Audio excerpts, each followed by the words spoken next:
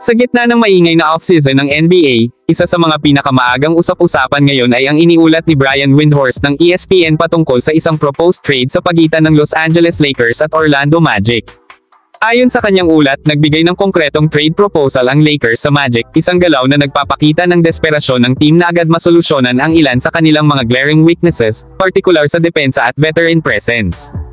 Ayon kay Windhorst, ang inihain ng Lakers na trade proposal ay naglalaman ng dalawang pangalan mula sa kanilang current roster, ang rookie sharpshooter na si Dalton Knecht at ang kakabalik pa lang na si veteran guard na si Gabe Vincent.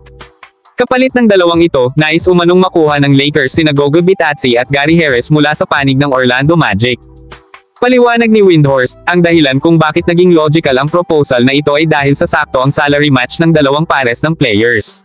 Sa ilalim ng collective bargaining agreement ng NBA, mahalagang magtugma ang mga sahod ng mga manlalaro sa isang trade upang ito ay maaprubahan.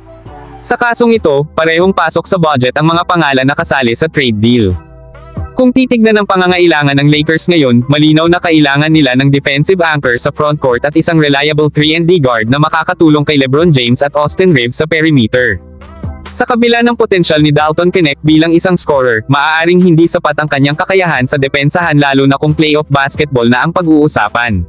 Samantala, si Gabe Vincent ay inconsistent sa buong season dahil sa injury, at malaking tanong kung makakabalik pa siya sa kanyang dating porma.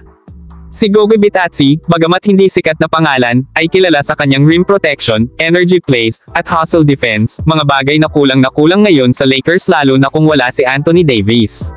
Habang si Gary Harris naman ay isang tested veteran na may kakayahang mag-stretch ng floor at dumipensa sa guards at wings, isang valuable asset sa rotation ni Coach JJ Redick kung sakaling matuloy ang deal. Sa kabilang banda, hindi rin malabong tanggapin ng Magic ang ganitong deal lalo na kung tinitingnan nila ang future upside. Si Dalton Knecht ay isang promising scorer na maaaring bumagay sa young core ng Magic, habang si Gabe Vincent naman ay maaaring i-wave o i-mentor ang kanilang young backcourt habang siya'y nagre-recover pa sa kanyang laro. Ayon pa kay Windhorst, ang Magic ang unang team na tumugon at nagpakita ng interes matapos magbukas ng linya ng pakikipag-trade ang Lakers, na nagpapakita ng seryosong intensyon ng dalawang panig. Kung sakaling matuloy ang deal, isang bagay ang malinaw, handa na ang Lakers na isakripisyo ang ilang future assets para lang agad makabuo ng mas competitive na roster. Ngunit kasabay nito, mapapasakamay ng Orlando ang isang potensyal na scorer sa katauhan ni Dalton Knecht na maaaring maging breakout star sa ibang sistema. Ang tanong ngayon, ito ba ang tamang galaw ng Lakers? O isa na namang short-term fix na maaaring pagsisihan sa hinaharap? Sa darating na mga linggo, tiyak na mas lalalim pa ang usapang ito habang unti-unting lumilinaw ang trade landscape ngayong off-season.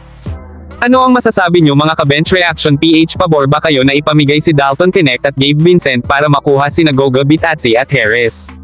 Komento lang sa ibaba at huwag kalimutang i-like ang video na ito, mag-subscribe sa Bench Reaction, at i-turn on ang notification bell para sa mga susunod pang Lakers updates. Huwag palampasin ang bawat galaw ngayong off-season.